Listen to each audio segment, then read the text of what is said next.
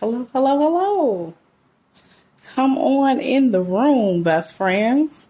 Come on in the room. Come one, come all. Come big, come small, as I always say. Come on in. Y'all, I got my blanket and my pillow. I'm sitting on the couch, or laying on the couch rather. Um, I'm downstairs and I'm comfortable. Come on in, best friends. Come on in. Hey to each and every one of you guys. Listen, for those of you guys who have no idea who I am or where you found yourself, I am Candy Sincerity Johnson. I am just one part of what we have affectionately coined this as, which is the Johnson Family Network. This is the digital space and place that we have carved out to document our journey.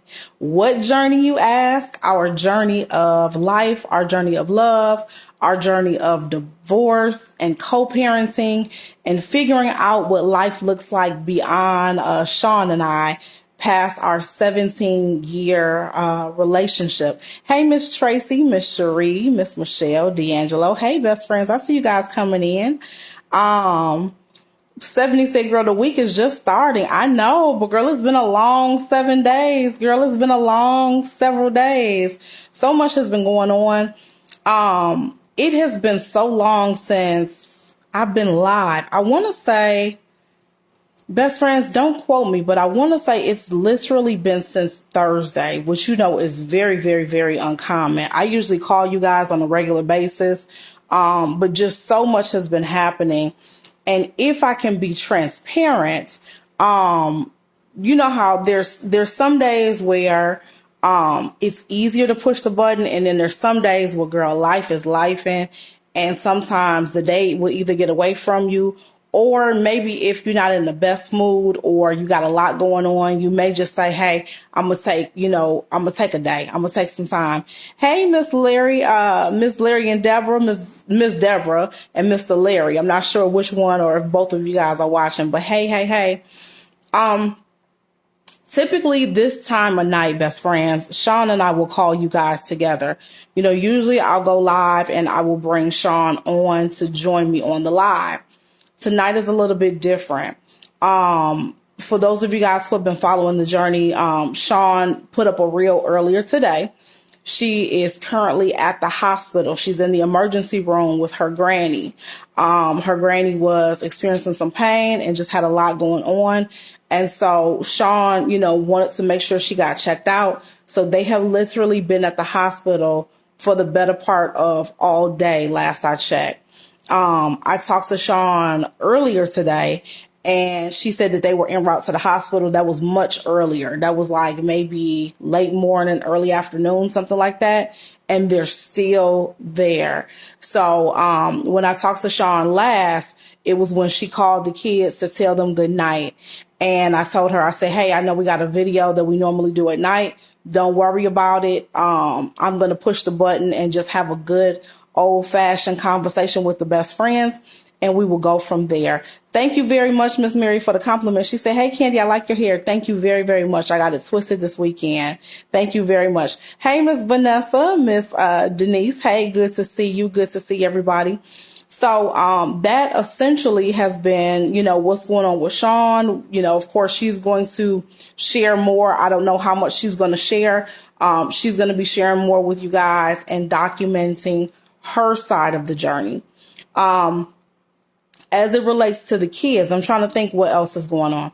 As it relates to the kids are doing good. They of course have school today. I rushed in, and brought them in from school. I got them a little bit of a snack, and then we had to run out the door to the orthodontist, the orthodontist appointment. They both had to be seen by the orthodontist. So Caleb got his permanent retainer removed. Kennedy, they didn't really make a lot of adjustments to her existing retainer, but it sounds like the kids are probably going to need to get back in braces by the summer. So they're going to have they were in braces before. They did the retainer, and then now they're going back to braces again. So that's something that's going on. Kennedy was super excited. They got their MAP test scores back again. Kennedy tested in the 99th, your niece tested in the 99th percentile. So we are super, super, super excited about her. She scored in the 99th percentile. We're still waiting on Caleb's results. I looked in his folder. I didn't see his results at all. So I'm unsure how he did. But usually, more so than not, they're usually very similar to each other as it relates to their scores. So that was that was like the highlight of our day. If I could be honest, best friends, that was like the silver lining, in, during a difficult day. So I see you guys. Tracy is saying smart like her mama. Sandra said, come on, niece. Auntie Fee said awesome. So, that is what was going on there. I'm trying to think what else is going on. A lot of best friends are saying the week just started. I know the week just started. When I say it's been a long week, I mean like the past several days, right? So although this is the start of a new week, the past several days would still be considered, a week. So when I say it's been a long week, I mean the past several days. Hey, Miss Deborah, our Tennessee bestie. Hey. She said, are you starting locks? I'm 1 year strong with mine. No, I'm not starting locks. I just literally got my hair twisted. So a lot of people were saying that they think that I would look nice with locks. And I'm not going to lie to you guys. At one point I did think about locking my hair, but I decided against it because I like the versatility of doing different things. And so that's why you guys sometimes will see me with faux locks, or you'll see me with twists, or you'll see me with box braids or whatever. I like to just be able to do a bunch of different things. And so, I guess I'm just kind of winging it with my hair. I'm gonna let my hair grow. But I am about 1.5 years out from it being completely bald. So from it being a complete bald fade to this is literally 1.5 years of growth. So, I'm gonna just keep letting it grow, keep it twisted, keeping it braided, keeping, all of the things. And we'll just see where the journey goes. When I was a little girl, at my longest length, my hair was about the same length as Sean's, maybe a little bit shorter, but about the same length as Sean's. So that's how long my hair was when I was a kid, So, I just really, really, really, have been, wanting to grow it back out. So that's that, best friends. I'm trying to think of what else has been going on. You guys, let me know if you have any questions or if there's anything that you want me to touch on. I'm trying to think what else has been going on. Let me ask you guys this. Are there any best friends watching live or as a replay where you guys have been following the page or our journey since last year when my father passed away? Let me know if you guys have, if there's anybody who's been around since last year. Let me know if there's anybody that's been around since last year. Mignon said, what did you do this weekend? I didn't really do much this weekend. Mignon. Some people said they have. Razzie said no Sean tonight. No, Sean's granny is at the hospital. So that's where they are. Okay. So it's a lot of you guys that have been around since last year. Okay. Reason why I asked who's been around since last year. Those of you guys who've been around since last year, you guys already know what I'm talking about. Remember the day that I got the call. You guys probably remember the day that I got the call that my father, was on his way back home from here in Illinois visiting us to Tennessee. He was driving on his way back home to Tennessee, and he stopped right around, it's called Champaign, which is the name of the little town that's in southern Illinois. It's about 2.5 hours from here.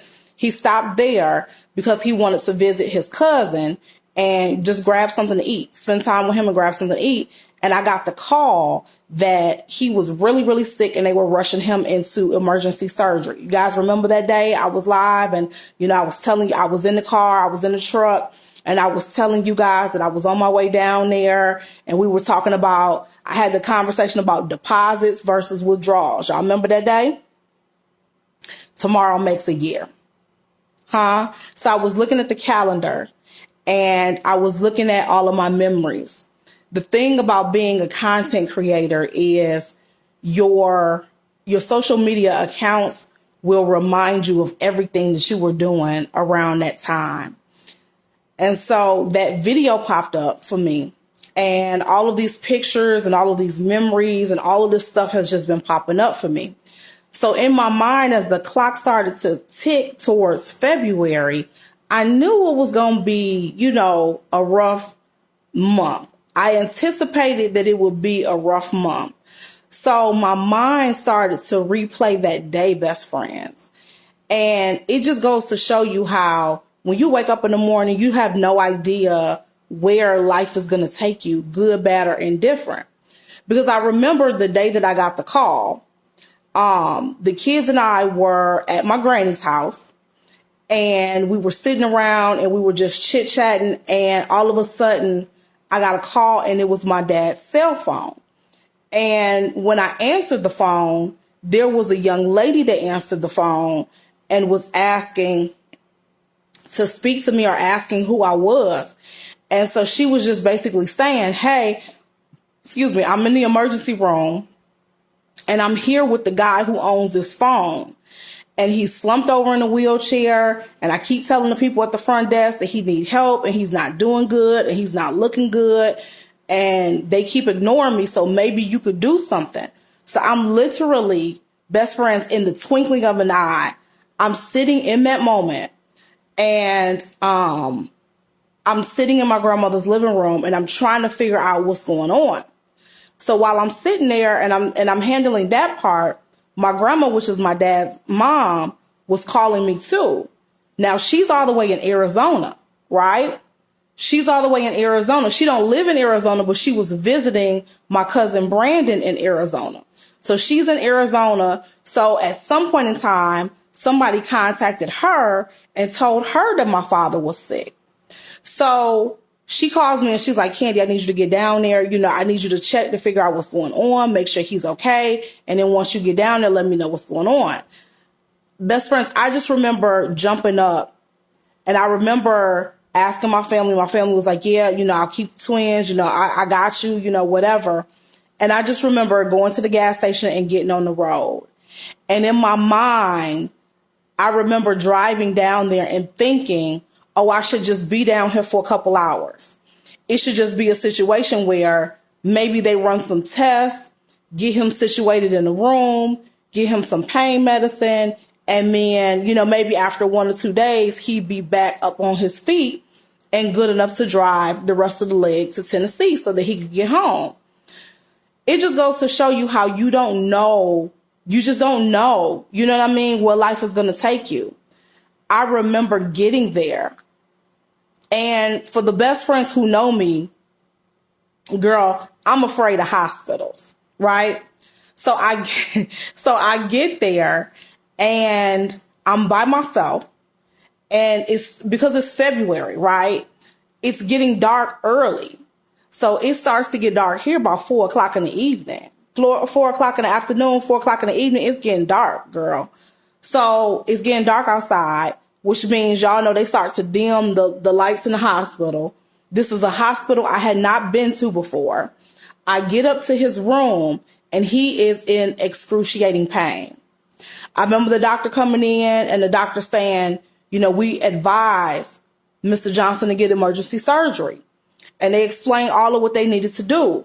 Now, meanwhile, my father is in excruciating pain to the point where he can't take it anymore. I'm trying to keep him calm, trying to work with the nurses to get him some pain medicine, trying to, get things under control for him. Meanwhile, I'm the only point of contact there. You got to remember, my grandma has no eyes and ears on him. She's across the country in a whole nother state. So I'm trying to communicate with her, trying to filter questions, trying to make sure I get all of the information from the doctor and the nurses, trying to get up to speed to figure out what has happened thus far, etc., right? Well, because I'm in a hospital, the reception on my phone is in and out. So in order for me to make a call or receive a call, I got to step out in the hallway, because any part of that particular room, the calls were dropping, or I just couldn't get a connection out. So I kept saying, Daddy, I'll be right back. I'm just going to step in the hall. I got to call Grandma. Daddy, I'm going to be right back. I just got to step in the hall. I'm going to call Auntie Lisa. Daddy, I'll be right back. I just got to step in the hall. I got to do. So, but because we now know that he knew more about what was going on than he let on, he was scared.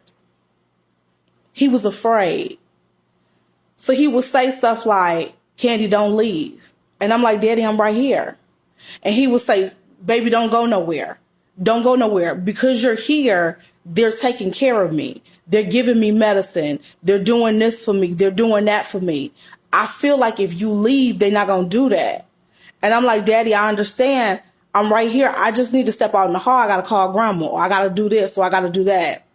And in the midst of me doing all that stuff, I just saw a different side of him. I just saw somebody who hadn't reconciled or came to grips with the fact of what was happening. Unbeknownst to us, my father knew that he had cancer. He knew that it was bad. And a part of him in my mind coming to Illinois from Tennessee and driving all this way to see us was he just wanted to see everybody for the last time.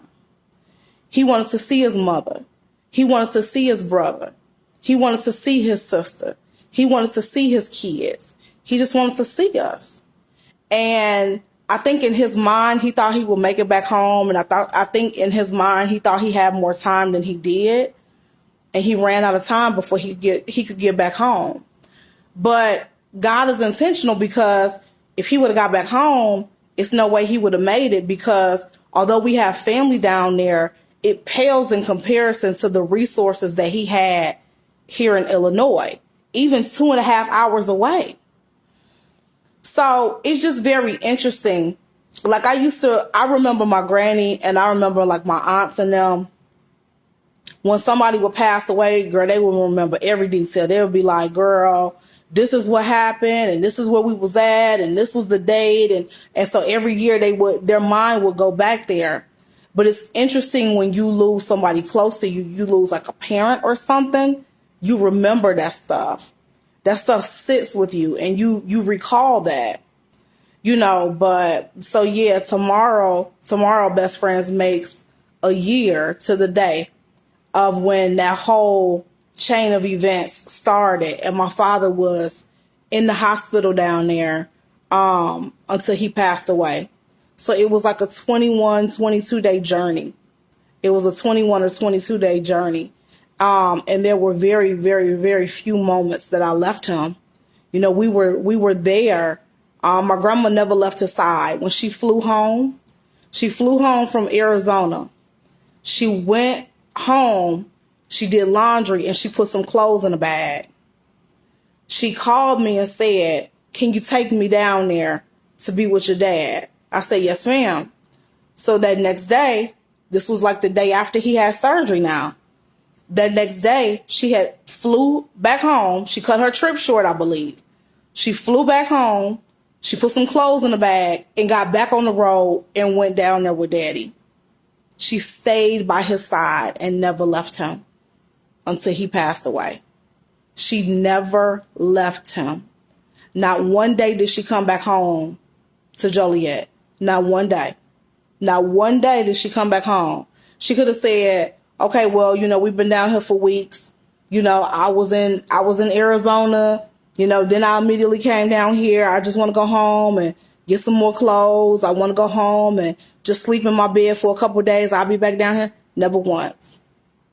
Whether she had to sleep in a chair, whether she slept on a pull-out couch, whether she slept in the guest house, because, when you're at trauma hospitals, some of them have guest house for the most critically ill family members.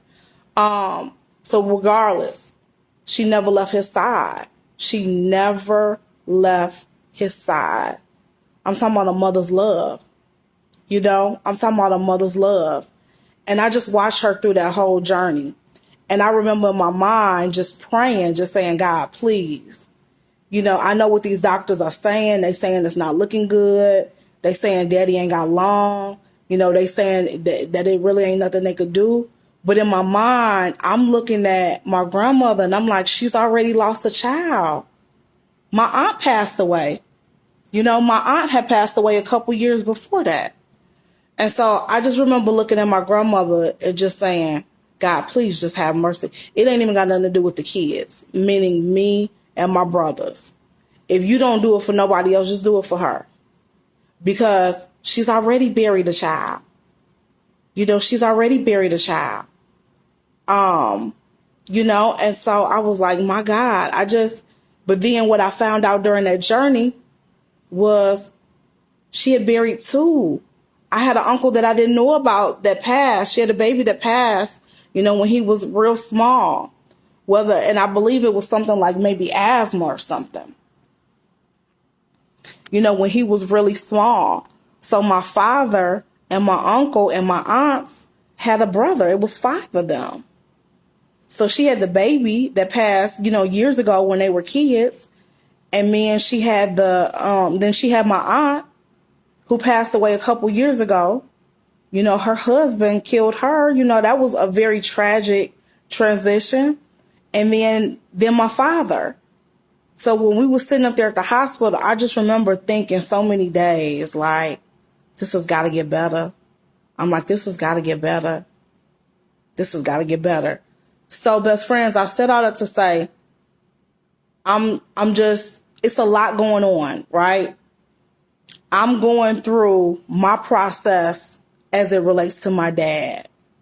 I can't really go into details out of respect for my family, but there were some things that happened during the funeral that I didn't really get the closure that I anticipated getting.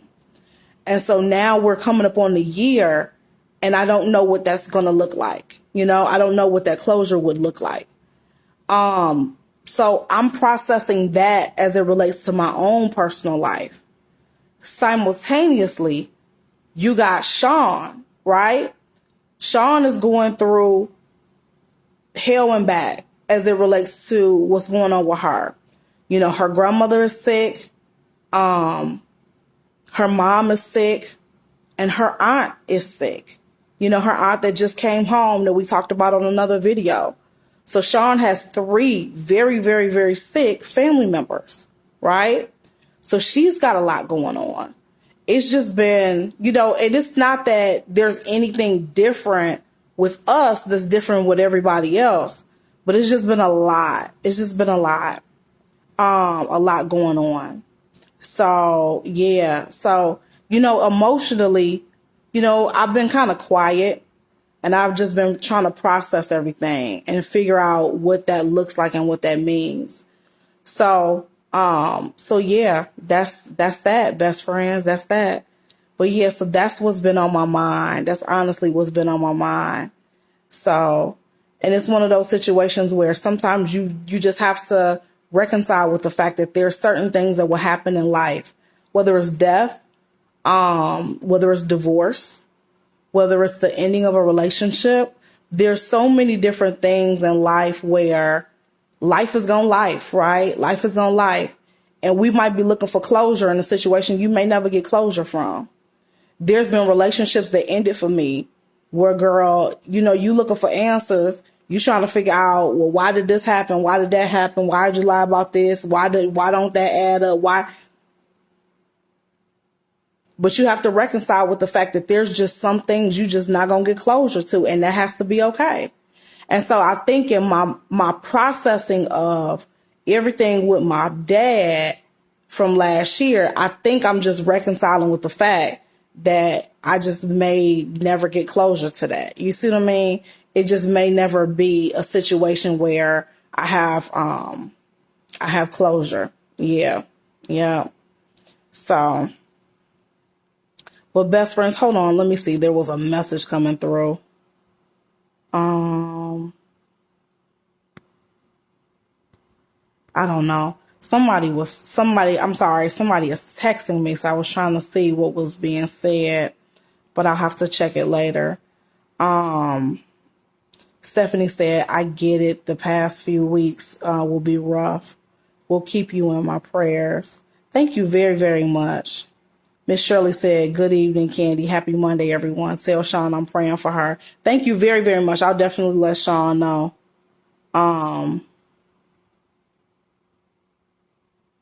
Okay. Somebody was texting me. They've been texting me a lot. Carrie said it's hard to get over loved ones. It is hard to get over loved ones. It definitely is. So, in the process of everything that's been going on, and of course there's been some things that have been going on in my personal life, but, in the process of all of the things, life is just going life. We've all got things that we are working through, but your responsibilities don't stop, You still got kids to raise. You still got a household to maintain. You still got, so all of those things just continue.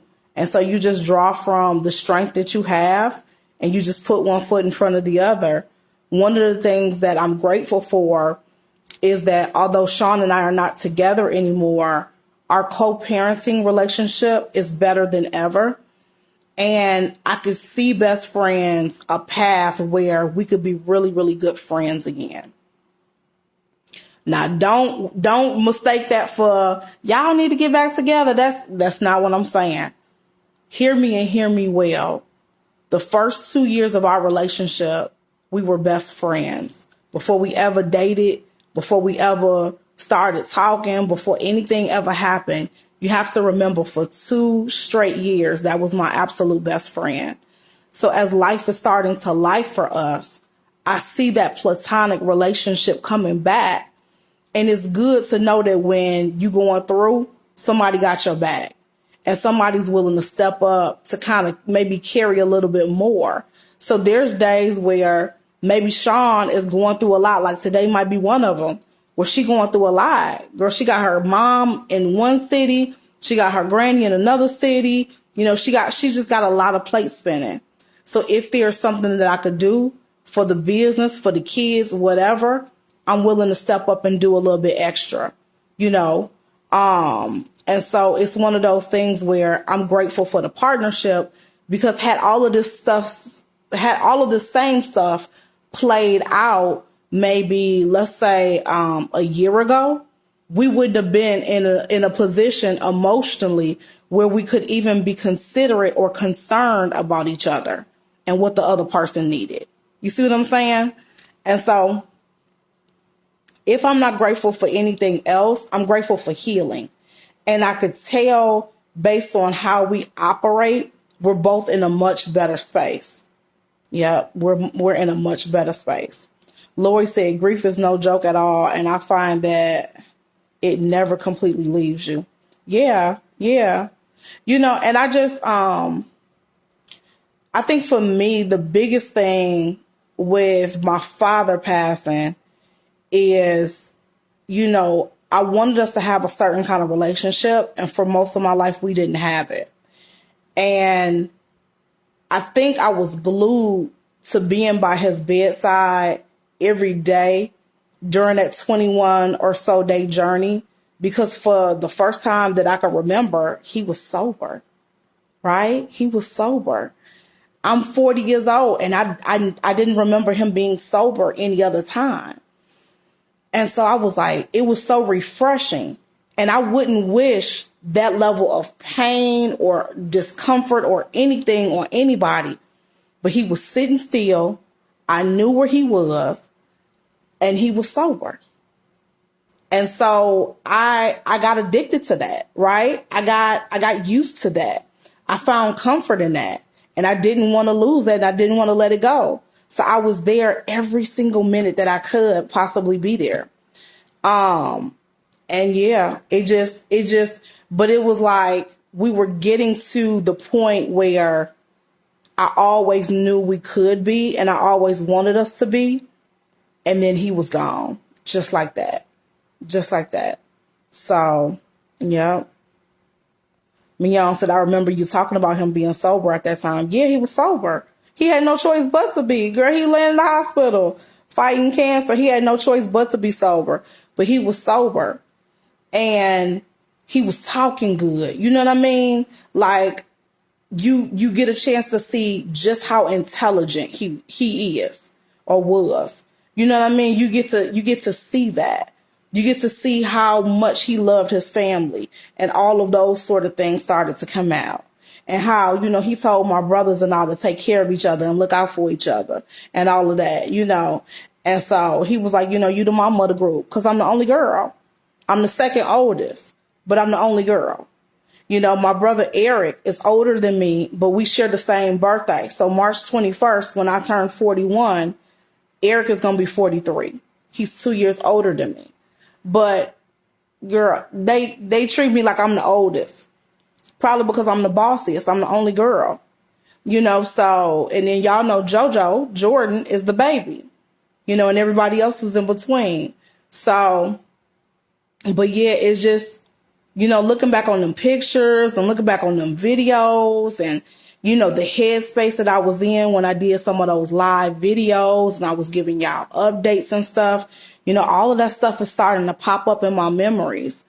And so I think, and I'm not trying to speak for my brothers, but I think what hit us so hard was although we're all grown, everybody is grown, in some weird way, we all carry this little thing, like almost like a child, right? You carry this little ray of hope that my daddy gonna get himself together, And when my daddy get himself together, he gonna come back and he gonna get us all together and we gonna do X, Y, and Z. And then, we just gonna have this perfect life and he gonna show up and be, this perfect grandfather to Kennedy and Caleb and, to all of his grandchildren. And so when he got sick and he passed away, it's the weirdest thing because it really confirmed that death is final. We know death is final. I mean, unless you are a toddler, that death is final. But when he passed, that little ray of hope that all of us adults, I'm talking about grown people, I got brothers that own businesses, trucking companies, tax businesses, some are in education and, I'm talking about successful people, successful men. These men are married. They have children, whatever. And I seen these men fall apart. I seen these men that were towering over me, these muscular, big, strong men. I seen these men fall apart because it was the little boy in them that was crying out because that little light of hope that daddy gonna come back and we gonna all be a big family and everything's gonna be okay. It was gone because he had passed away. It was gone, Mignon said, how many siblings do you have? I think it's 6. So let me count. It's little Eric. Then there's me. I don't count as a sibling. Then there is, who's next? It's little Eric. It's me. It is Kendrick is number 3. Tamias is number 4. Deontay is number 5. And Jordan is number 6. So there's 6. My dad that's daddy's kids. Now, my parents together, mom and daddy, they only had me. But my mom married my stepdad when I was 6 years old. So I have a brother on my mom's side too. You see what I'm saying? So yeah. So it's boys everywhere. It's men everywhere. Everybody. Yeah. Yeah. So there's not a girl in the bunch but me. And so the running joke was I used to tell daddy, you got 5 or 6 boys, 5 or 6 boys, or you got a possible over here. I'm the possible, like you playing spades or something, but yeah, so that's the rundown. So that's everybody. But yeah. So yeah.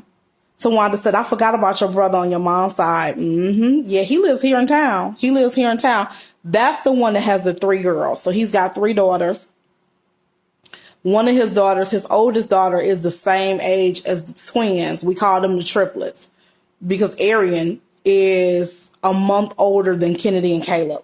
So, Yeah, exactly, Razzie. We say daddy got all boys. He definitely, he, he had the audacity. Now, y'all know my daddy is something else. He had the audacity to say, when he found out, because he found out that I was gay when I was 18 years old. So daddy found out I was gay when I was 18. So what daddy would do, because he lived in Tennessee most of my life, which is where he's from, but he lived in Illinois for like half his life. Like he finished high school in Illinois and lived here when he was in his 20s and stuff. Thus him and my mom meeting because they worked together. So anyway, long story short. So daddy would be back and forth between here and Tennessee all the time. I'm 18 years old, right? So one day he pops up at my family house. Well, mom and them had just found out that I was gay when he popped up. So naturally he popped up and he hadn't been around in a few years. So, normally most parents would be like, well, yeah, this how they doing in school and this the sports and this is, whatever. That's the kind of stuff you tell about your kids. So girl, mama and them wig have been blown back at the fact that, girl, I was in the lady pond. So because mama and them had, they wig had been blown back at the fact that I was in the lady pond. When daddy came over that day, because she couldn't wait to announce, well, your daughter over here doing X, Y, and Z. I just remember him sitting down. And I remember him almost looking like he was crying. And I remember him putting his head down in his hands. And then I remember him looking at me saying, Candy, why are you doing this? Is this because I wasn't around? I said, Daddy, what? He said, is this because I wasn't around? Daddy, what? You think all of this got something to do with you? So then he was like, now he done turned into a full-blown conversation with himself. He like, all them women I had, this is my karma. I can't believe this done happened. This is my karma. So for a little while, best friends, he had a tough time. He had a tough time dealing with it, but he quickly got over it. And, he actually made it easier for me because he told everybody in the family, so I ain't have to, so his whole side of the family, they knew by the time I seen everybody again, girl, they knew. You see what I'm saying? My brothers and everybody, girl, they knew. So I thought I was telling JoJo and them something. I thought I had to sit down and I had to break the news to everybody. And they was looking at me like, we know what you finna tell us. Cause I had took Sean down to Tennessee. So me, Sean, and the boys had went out. I never forget. They were in like high school then. I think they was all playing football. And I had went down there and me and Sean had went down there and I said, well, I'm gonna take everybody to go get some pizza. And we all sitting there at the pizza restaurant. We at Pizza Hut. We sitting at Pizza Hut and I'm like, y'all, I got something to tell you and I'm nervous about telling you. They was looking at me like, sis, we already know you gay. We know this your girlfriend. I was like, ow. I was like, ow. So, yeah. Dominique said, my stepdad took it hard when I married a woman. Yeah, girl, they internalize that thing. They internalize that. They definitely do. I don't know why it'd be so personal for them. But they definitely internalize that. And I'd be like, girl, please. This ain't got nothing to do with you. I messed around and seen this girl that was walking past me one day in high school in the hallway. And she must have switched past me just right. And we ended up being friends. And I ended up flirting with her a little bit. And she gave me an in. And next thing I knew, hey, we was talking. You see what I'm saying? We was talking. Dominique said, girl, he was about to fight her. You must have dated a stud. If he was about to fight her, she must have been a stud. But here's the gag, best friends. I didn't get it. Both of my parents had a hard time when they found out that I was gay. And I didn't get it. I didn't get it when I was a kid. I didn't get it until I became a parent. And I'm not saying that it's right. And I know I sound like a hypocrite for saying it, but I understand now. And I'm not saying, again, I'm not saying that it's right. But as a parent, when you give birth to a child and you bring a child in this world, you see their life a certain kind of way. And when things don't go according to the way you see their life, because it's theirs to live, when things don't go according to the way you see their life, it do feel like a little bit of a disappointment. Now, to that child, he or she has their own experiences. But, you know, I tell Sean all the time, if Kennedy or Caleb was gay, even me being, you know, in same gender relationships since the age of 15, I still would be on the struggle bus. Because at the end of the day, that's my baby. You see what I'm saying? At the end of the day, that's my baby. I don't know. Now, I'm going to ride for you. I'm going to accept you. But I'm going to have to go somewhere and scream, holler, and cry. And then I'm going to have to come back and I'm going to have to be your biggest cheerleader. But make no mistake about it. And I go on record, I will have to go somewhere and scream and cry. I will. But I'm going to come back and I'm going to show up for you and I'm going to be there for you. But yeah. So I don't know. But that's pretty much what's going on. That's my 80%. I'll say that. That's my 80% best friends. Remember, we always say that there is the 80-20 rule. But do you guys have any questions? Any questions about anything that I'm talking about or anything else? You guys have any questions? Marsha said, I'm that parent that took it hard for a minute. Yeah, girl, yeah. You know, at the end of the day, we're humans. You know, we're humans. You know, and I don't know the person who would raise their hand and say, yeah, you know, this is what they plan for their kid. You know, you just see your kid's life going a certain kind of way. You know, sometimes, I mean, and that might include different things. For some people, maybe you saw your kid going to college, or maybe you saw them going in a certain industry or getting a good job or starting a business or whatever, you know. And then when it don't pan out that way, I mean, you feel how you feel. Marsha said, Craig said, had one of the best explanations. It took a minute for the individual to adjust. You have to give the parents grace to adjust. You do have to give the parents grace to adjust. You do. Zan said, I came in late. Are you locking your hair? It's nice. No, I'm not locking my hair, but thank you very, very much. It's just twisted. Thank you, Diane. Thank you very much for the compliments. Thank you very much for the compliments. But yeah, best friends, I don't see that anybody has any questions. I don't see that you guys have any questions. I'm trying to think what else is going on this week. I can't think of anything else that's going on. It's been a lot of stuff going on social media. I've been seeing a little bit of this and a little bit of that. Tabitha said, you look amazing. Thank you very much, Miss Tabitha. Tanisha said, where is Sean? Sean is, she's in Chicago with her family. And she's at the hospital with her granny. So she's been at the hospital with her granny all day. Beverly said, I don't have a question, but I just want you to know I'm praying for you and Sean families. Thank you very, very much. We greatly appreciate it. Razzie said, hey, Sean, I see you. Sean might be on the live. Sean, are you on the live? She might be in the comments. Oh, Razzie said she just walked in. Stephanie said parents back then never wanted to accept the changes in the lives of their children. The generations before kept us in the closet. Yeah, absolutely. Yeah. Dominique said, what about that STD testing she posted? Who?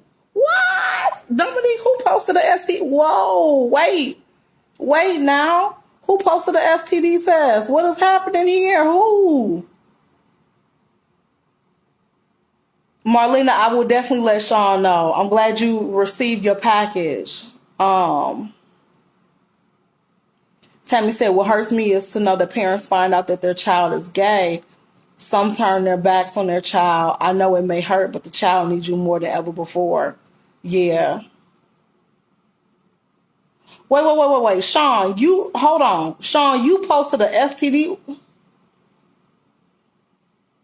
Sean, what did you post? Sean, send me a request. You got to come on the live. You got to step out and you got to come on this live because I don't know what's being said and I don't know what's going on.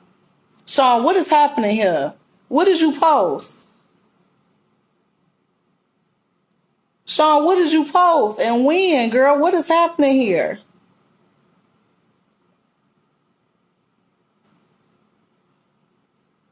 She said it was an STD testing session. No, you're going to have to come on the live, Myrtle. I need, Auntie Fee said, I seen the post too. Myrtle, you can't. Exactly, Stephanie. Stephanie said, wait a minute, what did I miss? Exactly, Stephanie. I'm involved too. Girl, I got to figure out what's going on with Myrtle, girl. Are you... Diane said, I saw it earlier. What's going on, Myrtle? Now, I need you to step in the vestibule of the hospital. I need you to tell Granny to hit the morphine drip. And you step out in the hallway and hang your ear towards the window so you can get good reception. Cause I got questions. Mert. Dominique said, go to her page. Tammy said, I like it when Candy call you Myrtle. I do, girl. I do. And she used to call, I don't know if she still do. I ain't heard her say it in a long time. She used to call me Popito. So if y'all ever seen, the reason why she would call me Popito, if y'all ever seen that show Girlfriends, y'all remember that show Girlfriends, and y'all remember William off Girlfriends? It was this one episode, girl. William had wrote to a pen pal. He was lonely. And he had wrote to this pen pal. And girl, the pen pal was in another country, overseas. And every time he would write to the pen pal name was Popito. So through the whole episode, every time the girlfriends got together and William was with them, girl, William would always dip off and go write a letter to Popito. And he would always start the letter, Dearest Popito. So Sean used to, and I don't know why she would call me Popito, but she would always call me her long lost pen pal. And she would call me Popito, but she's Myrtle. She is Myrtle. I'll be Popito. She ain't called me that in a long time, but I'll be Popito. But she's gonna be Myrtle. But that's neither here nor there. I want Sean to push the button because best friends last out. Yeah, here she go. We got questions. We finna add her. We got questions.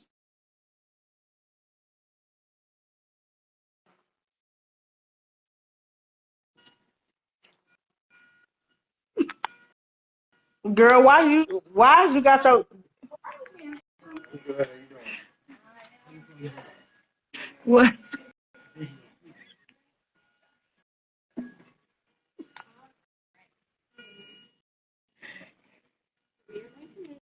A different part of the unit. You blurry. Can you hear me? Am I blurry? You blurry. Can you hear me?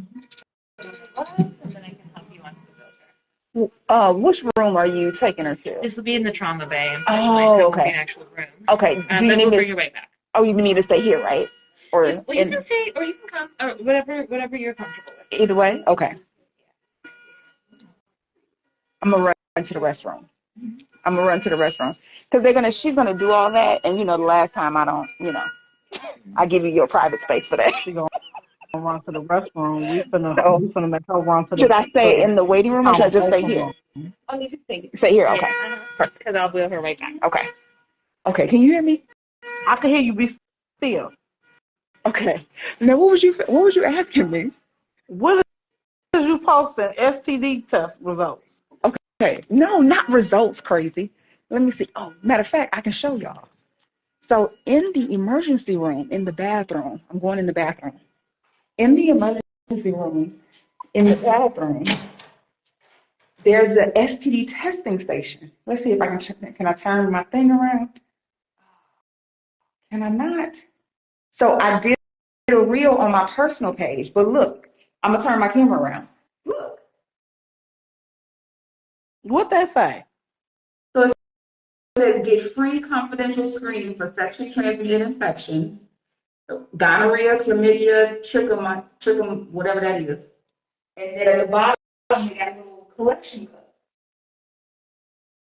So you can come in the bathroom in the emergency room. It was an STD testing station. I said, that's what these people are doing in these streets. I don't want it. I don't want to play no more.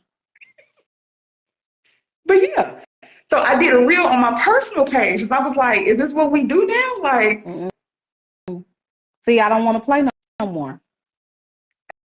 and I was like, and y'all wonder why I ain't dating in these streets? Like, because it is.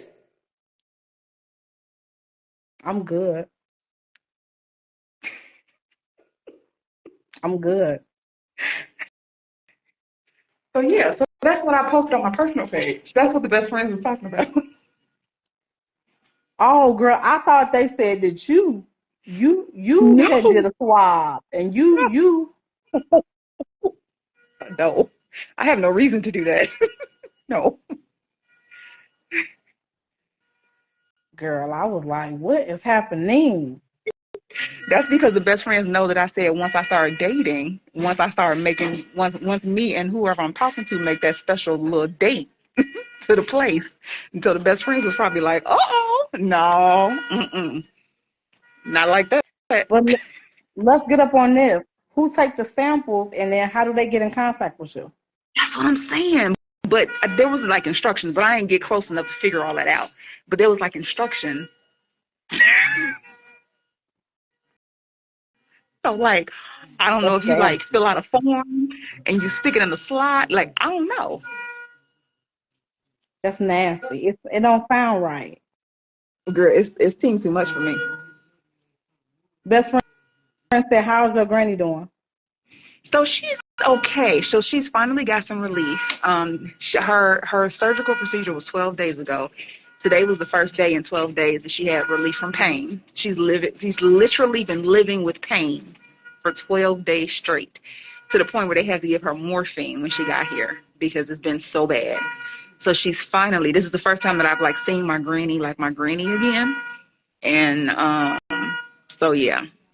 But I won't get into like the nitty gritty details because but she's probably gonna get admitted. Yeah. Yeah. Have you talked to your mom today? I haven't talked to my mom, but my sisters did give me a good report. She is walking. They got her up and walking. She's been going to the restroom, like to the actual bathroom, because she had like the little bedside situation. So now they're making her walk. She said tomorrow they're supposed to make her start walking further, and she's got to climb 7 stairs. So they're working with her. Good. Yeah. Good. Very good. So yeah, Very I haven't good. seen my mom since Friday, but my sisters have been in the trenches, so they've been sending updates. I've been sending updates about Granny, so that all the family knows what's going on. So. Yeah. Good. Good. Yeah. But, girl, I'm 5 minutes from ministering in this hospital, though. You gonna do what? I said I'm 5 minutes from ministering in this hospital, though. Why? So since I've been here with my granny, there's been 2 people that have been like weeping, either from pain or just from their situation. And every time that it's happened, I could feel myself being pushed to go to that person and to either pray with them or pray over them, but I haven't. And I don't know if I'm being disobedient or if I'm scared or what. But like literally it's happened 2 times since I've been sitting here. And I'm trying to figure out. I'm trying to figure it out. So here's what you got to do. You got to be obedient. You have to. So what you can do is just go up to them, sit next to them, and just ask them, "Is it okay if I pray for you? Mm-hmm.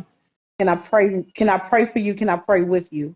All they could do is Mm-hmm. say yes or no. If they say yes, immediately usher in, right?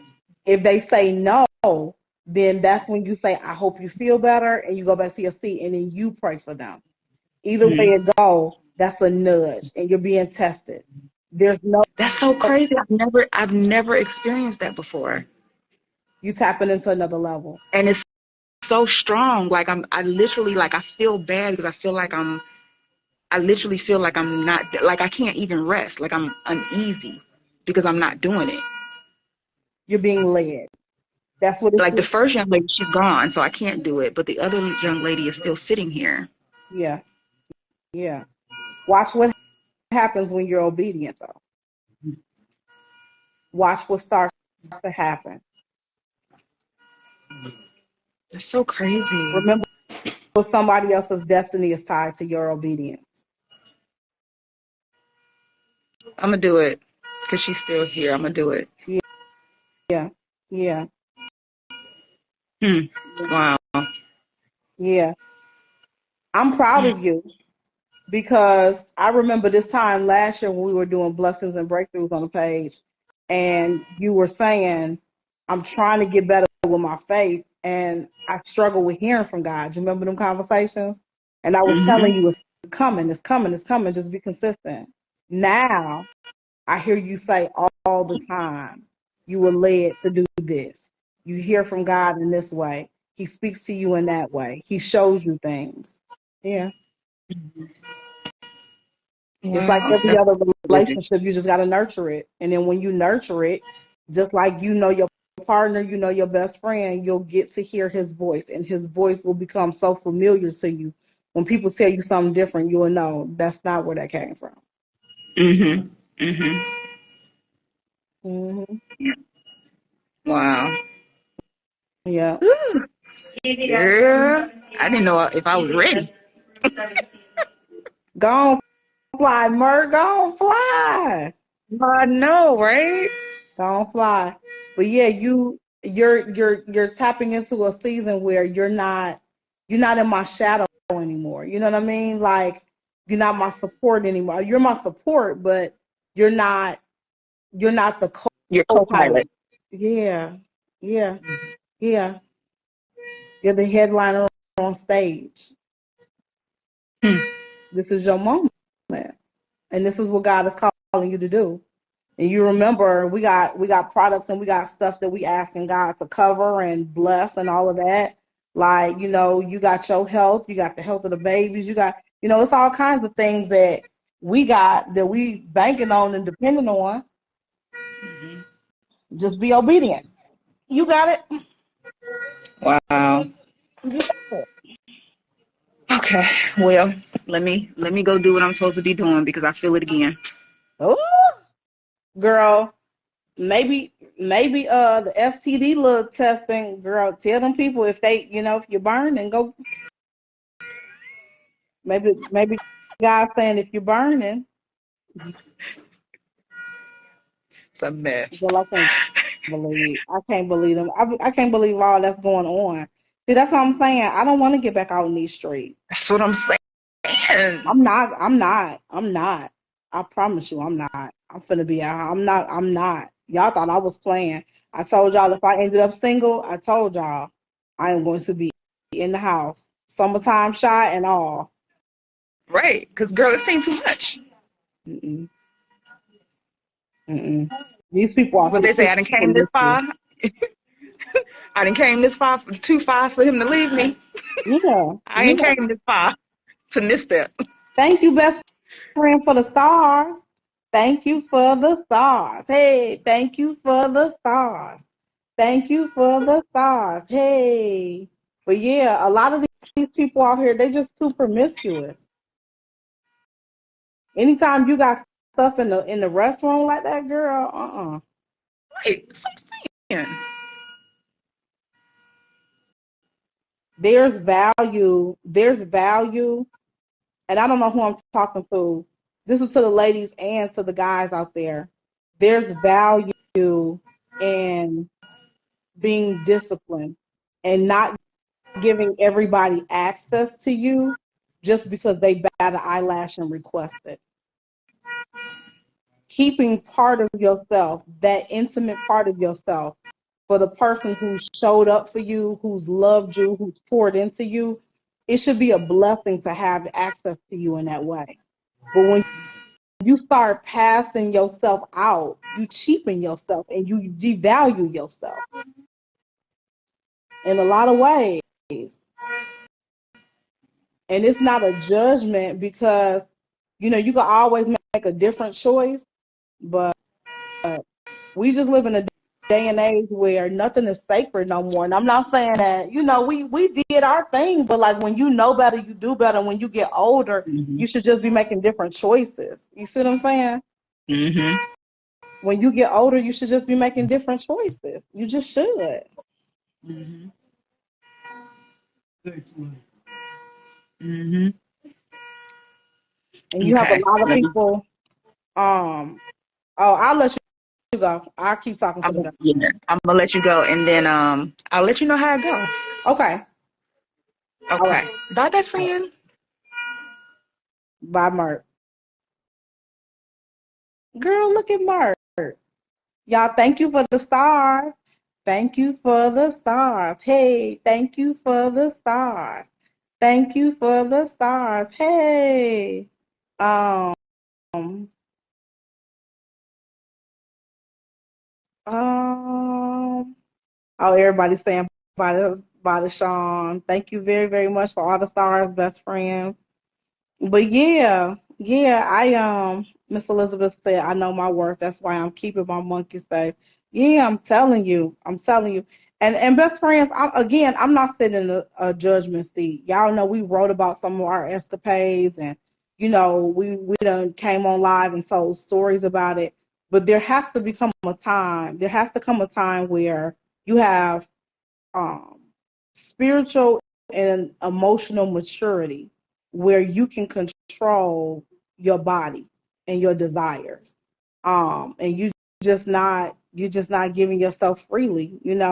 But the mere fact that they have these stations in hospitals, it says a lot, right? It says a lot about like where we are as a society. It just says a lot.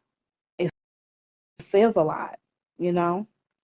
Thank you, ACP. Thank you, best friend. Thank you, each and every person who has been given stars. Thank you very, very, very much for the stars. Thank you, everybody, for the stars. We greatly appreciate it. We greatly, greatly, greatly appreciate it. So yeah, best friends, that's crazy. So Sean took a picture of it, and I'm not gonna lie. As soon as y'all was telling me about it, I said, "Girl, Sean out there." I said, "Girl, Sean done found her little friend. Girl, they going to get tested, girl." But girl, she said she was taking a picture of something in the hospital. Girl, that's crazy. That's crazy. But I don't see that anybody else have any questions. Right. As he said, it does say a lot about our society today. I wonder if they still do sex ed in high school. I don't know. I don't remember. I vaguely remember. I don't think they touched on that when I was in high school. I don't think they touched on that when I was in high school. Um, but a lot of people do it. A lot of people do it for a number of reasons. Good night, Mama. A lot of people do it for a number of reasons. Some people do it because some people are promiscuous because they're lonely. Some people are promiscuous because they have a desire to be desired. So they like to know that somebody wants them, somebody is expressing interest in them. Some people do it as a way of coping with other forms of pain that's in their life. There's a bunch of different reasons why people do it, but you got to unpack the reasons why. And when you unpack the reasons why, then you'll get to the nucleus of, how to stop that um, toxic behavior because it's very, very harmful. It's very harmful. It's very, very, very harmful. Even when you look at it from a different lens, just outside of just the encounters with other people sexually, the physical part, it's the such thing as soul ties. It's it's a lot. I believe in all of that stuff. You got to be careful. You just got to be careful whose energy you exchange and who you allow to exchange energy with you. Because I will say this, I can remember a time where I was cheating back in the day, and I remember driving up and down the highway to go see Nyla. And at the time, I had my State Farm business. I had my State Farm office. And when I say that business was so unproductive, my team handled everything. And we were making good money, but we weren't growing. And we weren't growing because I wasn't focused and I wasn't channeling my energy where my energy was supposed to go. My attention was divided. So because my attention was divided, everything stayed very even keel. And so I look back over that couple of year time span and I was like, I could have accomplished more. I could have did a lot more. Razzie said all the way off the subject, but what's going on with UNT? Are you guys okay? Well, good question. So, it's tough for me to answer that question. Are we okay? I guess we're all right. We're still not in a relationship. I will say that. I will say that we're okay. We're still not in a relationship.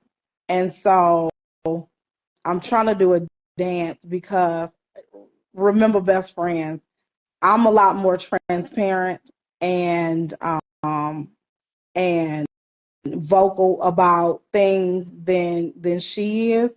So it's a delicate balancing act because I'm trying to find the median between sharing my experience of what's been happening and what happened versus respecting her privacy, right? And I don't know, to be perfectly honest with you, I don't know where the boundaries intersect, you know? And so one of the things that I did was I reached out to one of my mentors, somebody that I'm extremely close with today. And so the advice that I was given was just to be vague, keep that in the 20%. So I said all that to say, best friends, moving forward, for this season, I don't know how many questions I'll be able to answer or I'm going to answer. And it's not that I can't, because of course I can share anything that I want, but just out of respect for the fact that my story also includes another person, just like her story also includes me. So I don't know. Diamond said, is it hard to just be friends with someone you're in love with? Um, I don't know. I don't know. It's all relatively new. So I don't know. I don't know. I don't know, best friend. I don't know. Because friends would mean that we immediately went into a space where, because in my mind, I'm thinking of like friends, because I talk to my friends all the time. We do stuff together, etc. So I don't know. Everything is relatively new, so I don't know. Razzie said, "Are you guys still working towards building your relationship?" I don't know. I don't know, and that's a true answer. I honestly don't know. I don't know. I don't know if the breakup was it or if there's something to work towards. I don't know. I don't know. But once the answers are clear, I'll share with you guys. But that's one of the things that I've been struggling with this week, right? Remember, I told you guys it's been a very, very difficult 7 days. It's been a very hard week for me. And one of the things that I've been struggling with is whose request, I guess Trump whose. Does that make sense, right? So like if I'm transparent and I'm very transparent and vocal on social media about different things that's going on in my life, the ups, the downs, documenting the journey, etc.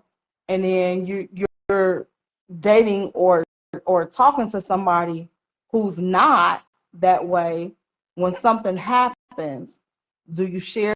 Is it okay to share? Is it not okay to share? What does it look like when one person wants to share and the other person is not okay with sharing. What does that look like? I don't know, right?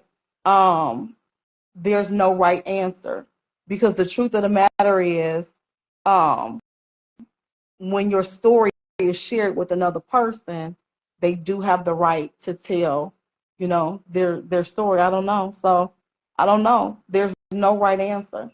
There's no right answer. So that's the thing that I'm still trying to figure out, best friends. But I think what I've landed on is that I'll just say that I don't know. I don't know, because I really don't know. I don't know. I don't know. But I did see her this weekend. She did twist my hair this weekend, and I will say that. She talked to the kids today, and that's that. But I'm single. Yeah. Mhm. Yeah. Razzie said, when you decide to be transparent with us about T, do you discuss it with her before you start the live?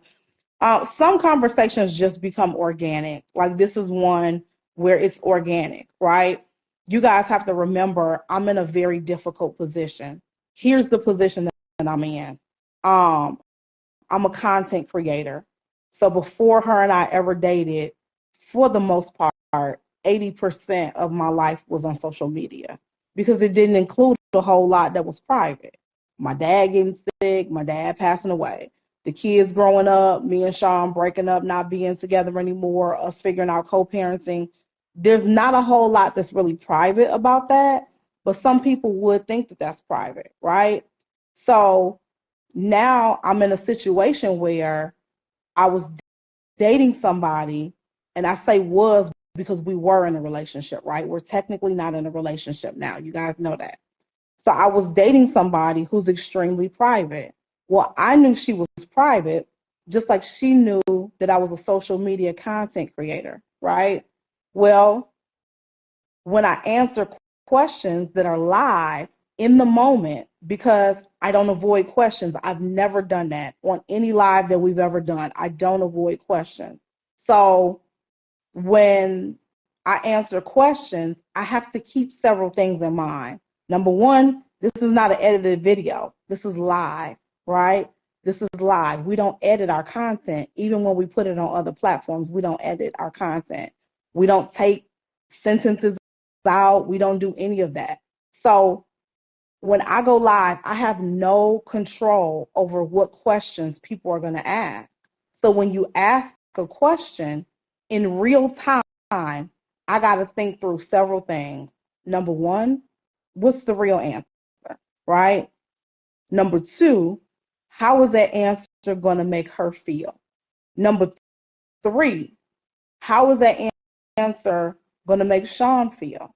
Number four, how is that answer going to land on Kennedy and Caleb's ears if they ever watched any of this or seen it all play out? And then number five, last but certainly not least, her family that watch my content. How are they going to see me as it relates to me being somebody in her life, right? Her friends, all of these people that know that I'm a content creator. When they seen the breakup video, all of this stuff. So in real time, best friends, everybody's always wanting to look at the situation from other people's perspective. Think about me in that regard, in real time, without having to think about it or being able to take a moment. I have to answer that question as truthfully as I can without overstepping boundaries or making anybody feel away. That's a lot to take on. That's a lot of perspectives to consider. It is a lot. It's a lot. It's a lot. So, it's a lot. Alice said maybe it would. Let me see. Hold on. Vicky said taking a break and being respectful of her feelings, respectfully. Absolutely. There was another comment. I'm not sure.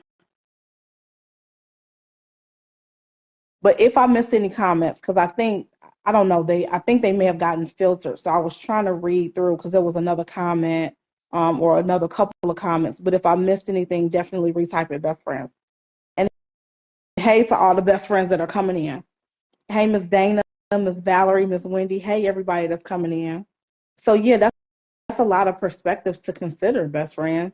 And then, what does it look like when, you know, I answer a question, but then it makes somebody feel away? I don't know.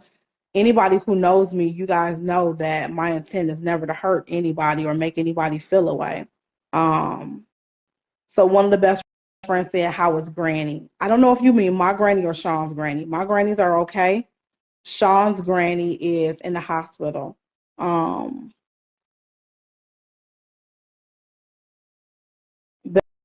Best friend Lori said, "We don't want to lose you on here, Candy. Us best friends will be so lost." What do you mean? What do you mean lose me? Because I'm not going nowhere. Best friend, I'm not going nowhere. Where am I going? Unless you know something I don't know. Um, Tanisha said, maybe it would be respectful of us not to ask about her unless you guys bring it up, unless we bring it up. Um, That I mean, but so that I definitely can respect that perspective, but you guys have to think how big our community is, and everybody's not on the live.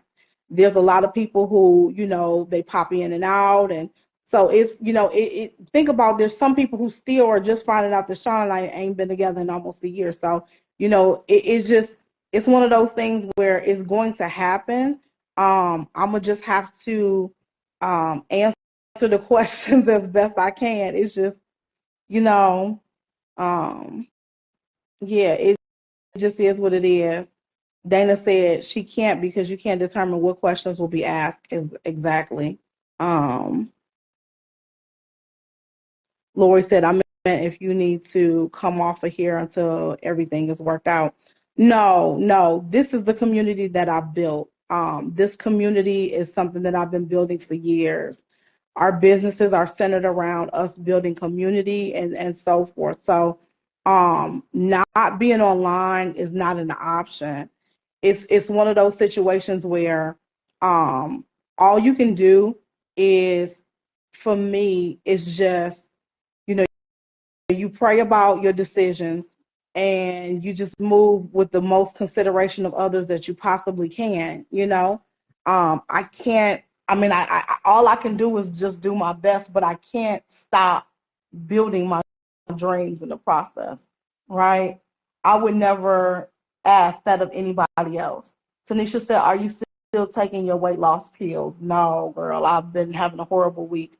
I took them for the first time today, and God only knows how long. I think I told you guys the last time I took them. What was it, about a week or two ago? I took them one day then and then stopped. I've been very inconsistent, and I can't blame anybody but me. I've been inconsistent with my workouts. I've been inconsistent with my eating. I've been inconsistent with everything, and I've got to get centered again and get back into my routine. I got to get back to my water drinking water on a consistent basis and all of that. And again, I can't blame anybody but myself. I've been stress eating. I have. I haven't been taking care of myself, and I just haven't been. I know what I need to do. I just haven't been doing it. I haven't been doing it, and I've been using everything as an excuse. I have. I've been using everything as an excuse, and so I can't do that. So yeah. Tanisha said, "How's your asthma?" My asthma's been acting up. This week was rough for my asthma as well. But thank you very, very much for asking. Today was easy because it warmed up here in Illinois, so the weather was much better. When I took the kids to the orthodontist, I didn't have any issues, so today was easier. But thank you very much for asking. Um, Tanisha said, "Have they said when you're going to get your new machine?" No, they said it would be a couple of weeks. They said that the machine would take a couple of weeks because they're working with the insurance to get everything approved, and that's it's always red tape. Even when I did the sleep studies, those couple of times that I did them, it took them a couple of weeks to get everything scheduled. So it's been a journey. It's been a journey, but they said it's gonna be a couple of weeks. So I just pray that it'll be sooner rather than later. Jasmine said, come on and talk to us when you get in the urge to stress eat. Yeah, sometimes when I get the urge to stress eat, it's not even like, it don't even be like you guys would think. It don't be like, oh, I'm finna get in the car and go to McDonald's.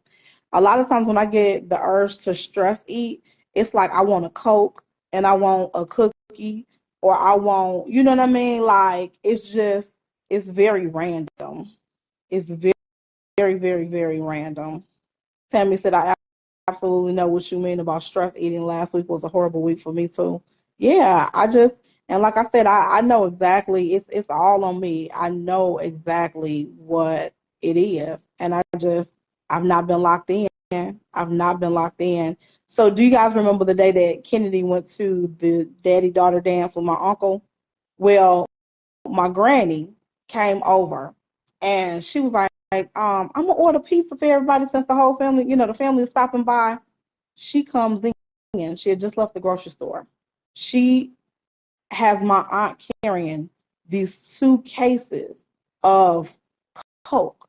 The bottles, I got all kind of Coke in the refrigerator. So it's like, how can I stop drinking Coke and y'all done sat up here and brought all this Coke in the house? It's like, so I do better when it's not here. Because if it's not here and it's cold outside and I got the kids, then I'm not going to put the kids in the car in the cold to go to the gas station to get a Coke. You see what I'm saying? But when it's here, I'm like, Granny, you know. Zan said, child, I have two Pepsi. I had two Pepsis. Oh, I don't drink no Pepsi. Oh, I don't drink no Pepsi. I ain't had Pepsi since high school. It's so sugary. I be needing that kick. Judy said it's called Uber Eats. See, I don't need to fool with none of that. I don't need to fool with none of that. But yeah, best friend. So that's the conundrum that I'm in. Is just finding the balance between it all.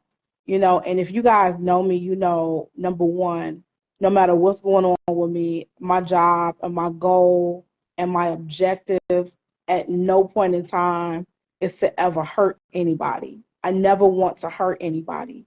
But it's a balance because with all things being said, I also can't put somebody else's feelings above my own. I have a voice too, and the story also includes me. So if there is value in sharing my experience, then that's what this platform has always been about. So it's the delicate balance, best friends. It's the delicate balance. Now, one would argue that it may not be fair because, hey, it's two or three sides to every story. Ain't that what they say? It's at least two sides to every story. But the other party wouldn't feel comfortable sharing, her side of the story or her perspective, which is her right.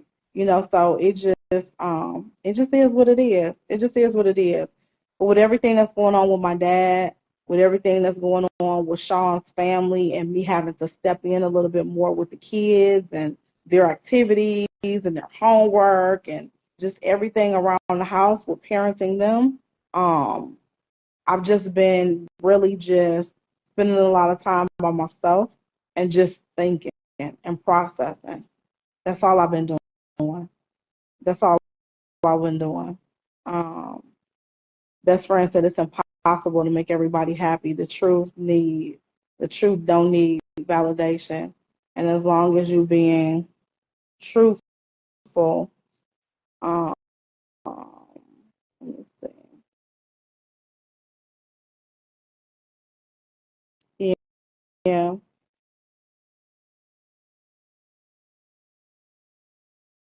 I appreciate the love and support that you guys give. I really, really do. I really do.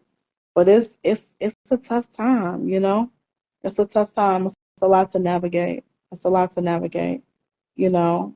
And so I don't know. But as things play out, you guys will be the first to know. So here's what you do now. You know that I'm technically not in a relationship. Um, you know that I've been spending a lot more time by myself. You know that I did CT this weekend. She twisted my hair. You also know that I shared that she talked to the kids earlier. So yeah, yeah, yep. So but yeah, I don't know. But that's it, best friends. That's it. Thank you very, very much for the stars. Thank you for the stars. Does anybody else have any questions at all? I'm about to go upstairs and shower. I'm gonna grab my computer and get some stuff done, some more stuff done. Does anybody else have any questions or anything that I can answer? I greatly appreciate you guys talking to me tonight. Thank you very, very, very, very much for joining me. I don't see that you guys have any further questions. Um, I would assume, now we know from day to day things change, right? But I would assume that Sean and I will be back to our normal live videos tomorrow. Make sure your notifications are on. When you see us posting reels and pictures and all that, thank you so much for all of the positive feedback and just everything that you guys have been sharing. You know, us as content creators, we enjoy engaging with you guys. So definitely thank you very, very much for all of that. But I love you guys. If I never tell you anything else, just know that I really genuinely love you guys and that the absolute best is yet to come. But baby, we got work to do. Good night.